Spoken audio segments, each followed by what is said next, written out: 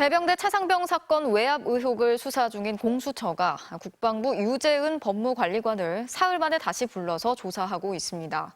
이 사건 기록을 회수하는 과정에서 대통령실 이시원 비서관이랑 통화를 했던 외압 의혹의 핵심 인물이죠. 유 관리관은 1차 조사에서 통화 내용이 기억이 나지 않는다면서 이 비서관에게 물어보라는 취지로 답한 것으로 확인됐습니다. 박솔립 기자가 단독 취재했습니다. 사흘 만에 공수처의 피의자 신분으로 다시 조사를 받으러 나온 국방부 유재은 법무관리관. 네, 오늘도 성실히 좀 답변을 드릴 예정입니다. 이시원 비서관과 통화한 거 맞나요? 공수처는 지난주 1차 조사에서 유 법무관리관에게 대통령실 이시원 공직기강 비서관과 지난해 8월 2일 통화한 내용을 물었습니다. 그날은 해병대 수사단이 경찰에 넘긴 최상병 수사 기록을 국방부 검찰단이 되찾아간 날입니다. 유 법무관리관은 공수처 조사에서 이시원 비서관과 통화한 적은 있다고 인정했습니다.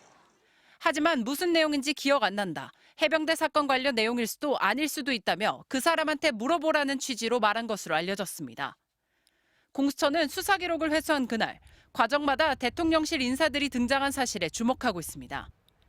공직기강 비서관실 행정관이 경찰 쪽에 전화해 사건 회수를 미리 조율한 사실을 확인하고 상관인 이시원 공직기강 비서관이 유재은 법무관리관과 통화한 내역도 확보했습니다. 이 과정에서 유 법무관리관이 경찰에 전화해 사건 기록을 회수하겠다고 밝혔습니다. 유 법무관리관 뒤에 대통령실이 있었던 것 아니냐는 의혹이 커진 상황에서 유 법무관리관이 통화 내용 확인을 이시원 비서관에게 미룬 겁니다. MBC는 이시원 비서관에게 유재은 법무관리관과 해병대 사건 회수 관련 통화를 했는지 물었지만 이 비서관은 답하지 않았습니다. 공수처는 이르면 이번 주 목요일 박경훈 전 국방부 조사본부장 직무대리도 피의자 신분으로 불러 조사하기로 했습니다.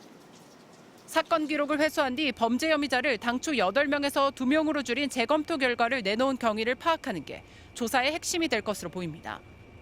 공수처는 또 김기한 해병대 사령관에게도 피의자 신분으로 출석해 조사받으라고 통보했습니다. 김 사령관 소환을 계기로 윗선 수사도 속도를 낼 것으로 보입니다. MBC 뉴스 박솔립입니다.